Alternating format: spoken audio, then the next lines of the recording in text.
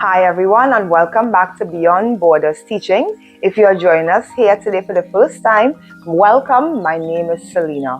Now, in this mini-series, I have been given tips, tricks, advice on how you can manage your money and make the best of your money here as an international teacher.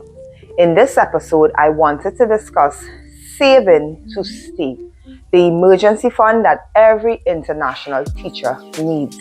So, if you're interested in that, do stay tuned.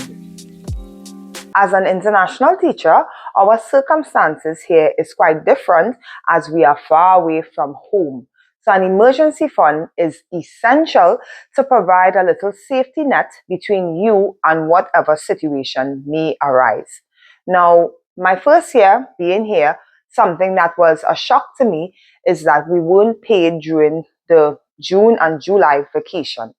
As a result, I then had to dip into my savings. Thankfully, I was saving in order to make payments for those 2 months we weren't being paid. Now, for the end of June, we were given an end of year bonus, which would have been close to your salary. So that was helpful to cover the bills for June. However, July, you weren't given anything. So now, money would have been needed to cover those bills. Some persons may have then found themselves in further debt, which is what we are trying to avoid by having to utilize their credit cards, etc., to make various payments. So having an emergency fund will come in handy to help with those things. Now, something as well to be advised is something called a summer savings program. This is done by the State Employees Credit Union. I'm not sure what other banks does it. However, I do mine through State Employees Credit Union, which allows for you to save, and it also gets interest on it. So that money can then be utilized for those months in which you are not being paid.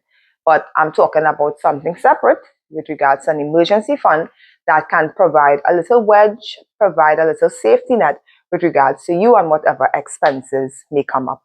Now, being here as an international teacher, and like I said, far from home, it's not like you have friends or family close by that you can call. Maybe you do, maybe you don't, that you could call and ask for various favors, ask for things borrowed or whatever the case is.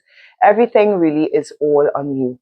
So having that emergency fund in place is essential to help prevent you from getting into further debt, as well as to keep you calm and at peace for if any situation arises. It can be you need new tires, a part in the car, something happened with regards to family back home and you need to send money, or whatever unexpected bills may come up. It's good to have something saved and in place, so when something happens, you don't have to panic. You can then dip into your emergency fund to cover whatever expense that's taken place. I mean, here as international teachers, let's face it, we already have a lot on our plate, a lot going on mentally, a lot going on physically, a lot going on in our lives within this transition period, especially if it's your first year. So I would advise, especially if it's your first year, it's a good time to start thinking about creating that emergency fund. I'll also share some tips on doing so. I would describe an emergency fund as protection. It's protection from you running into further debt. It's protection from you remaining at peace and you being able to handle whatever situation that comes your way. Now, I would advise it's good to start with $1,000 saved for at least whatever emergency may come up. It may not sound like a lot, but it may be a lot, or at least it will help out with whatever little wedge, whatever little circumstance come up that you need to use the money for. Now, an emergency fund is not to use for trivial things, things that are wants and not needs, or emotional spending, or whatever it is. It's really for those emergencies. Now, something that teachers, based on whatever your setup was with regard for taxes, some teachers end up owing taxes. And that might be something you may rely on emergency fund for, because that's a real thing that may happen and you have to pay the taxes. So it will help you with that process. Or like I said before, it could be anything else that comes up that you're going to need the money for. I would say start with $1,000 saved for your emergency fund. Then you can gradually increase it to 3 months of your salary saved, and then gradually 6 months. Now, having this emergency fund protects you from getting into debt, from also keeps you from not having to panic if something comes up. You have an emergency fund that you can dip in to handle whatever it is. So like I said again, it will keep you at peace. What counts as an emergency fund? Now, I would have given some non-examples before. Now, these are just some examples that I thought of. So things like contract non-renewal. What will you do if that happens and you have to go back home? Now, there are those possibilities where the school you would have come to your first year does not decide to take you back as a teacher. That happens. It is a real reality. And then what are you going to do at that point? So that's something to keep in mind. Visa transfers for those persons who may need to get waivers or go back home to renew their visa after the first 3 years. That, of course, is things you want to save towards. Emergency flight home if something happens. An apartment deposit. As you would know, when you come to the US, some apartments would like you to pay a month to 2 months in advance of whatever your apartment rate would be. Car repairs. Now, I would say that's one of the things that got me bills added onto my credit card. I had to get 4 new tires and I really needed 2, but 2 of them still weren't that great. So I had to just, use my funds to clear it out. Now I could have taken from my savings, but I didn't want to, and I put it on my credit card. But as the saying goes, ignorance is bliss. I did not know at the time the Ramsey approach, which would have said to me, which I know now when I'm telling you, if you have the money saved, use the money versus swiping your credit card. That's going to incur interest, like we spoke about in our last Money Matters talk. Medical bills, that's something that may come up. There are those instances. There's an instance of a lady I knew of through a friend who got very sick and she ran out of days. And that's a real thing here in the US. When you run out of days, they start to not pay you for the days you are not coming to work.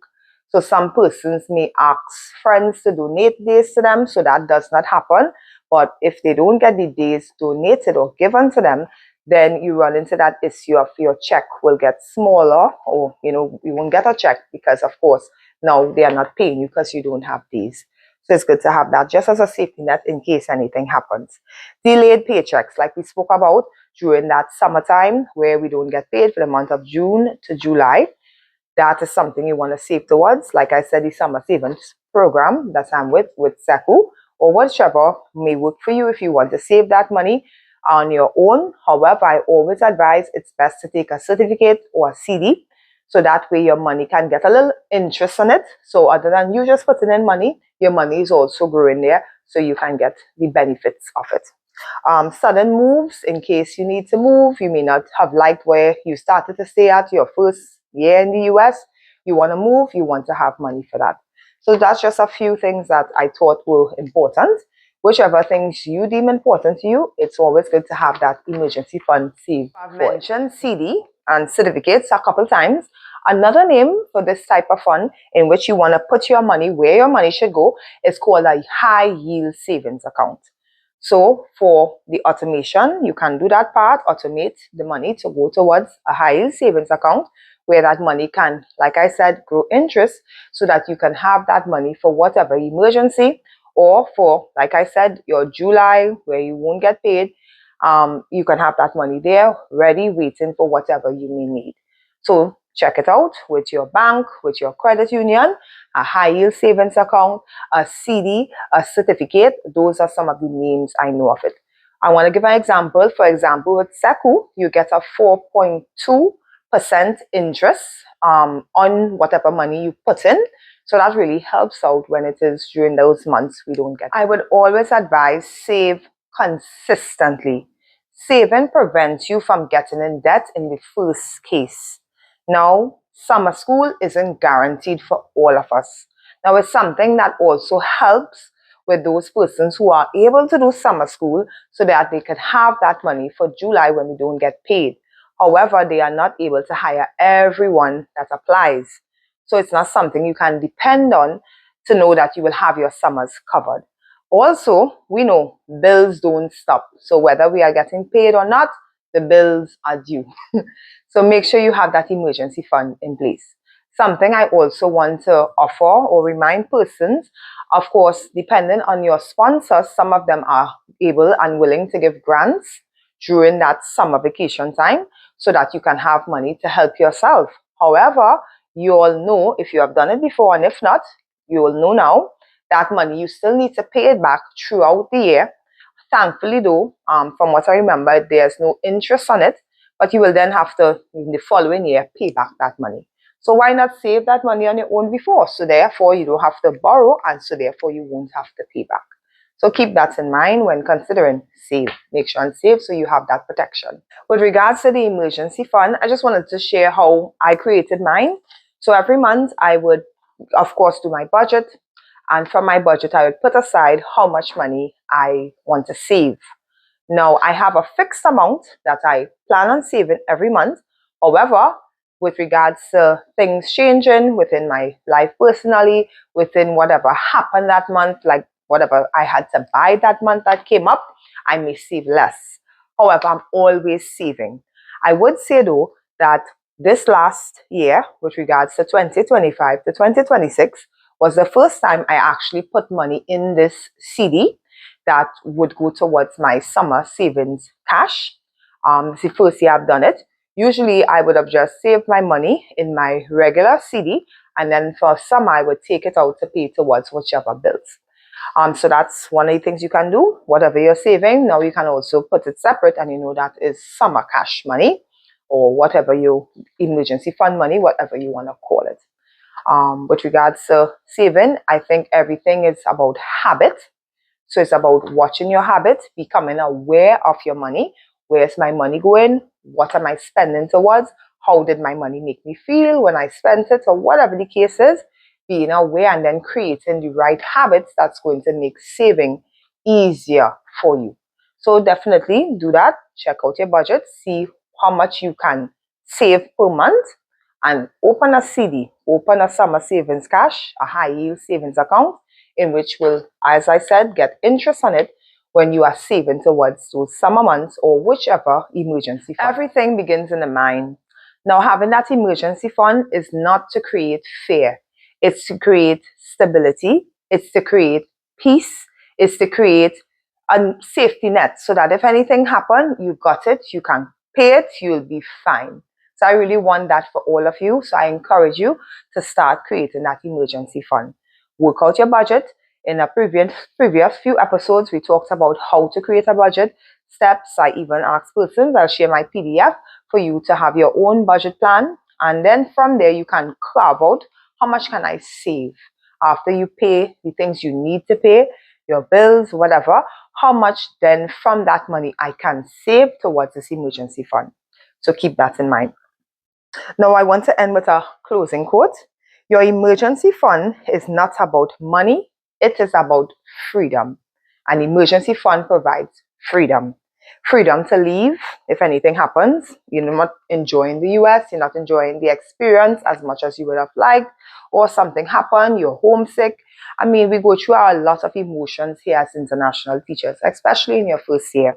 Freedom to stay if you need to continue within here for your 3 to 5 years, you can do so comfortably, knowing that you have an emergency fund, as well as whatever you are consistently saving towards, and freedom to breathe. So keep that in mind, why you are doing what you are doing, that mindset shift. What are you working towards? How do you want to feel month by month? Now, that's some of the tips I've shared today. I do hope that they help you, and I do hope to help you all in any way you wish in the comments about you creating, going forward, your emergency fund. So please feel free to leave a question down below for me if there's anything I can address or help or support you all with going forward as to what are some steps to create your personal emergency fund. Thank you so much for joining us here again today at Beyond Borders Teaching. It's been a pleasure talking with you guys and giving the knowledge that I can share. I do hope this video was insightful, helpful, and helps to put you all on the right path with regards to creating that emergency fund so that you may have financial peace. Do have a wonderful rest of your week. Bye for now, everyone. Take care.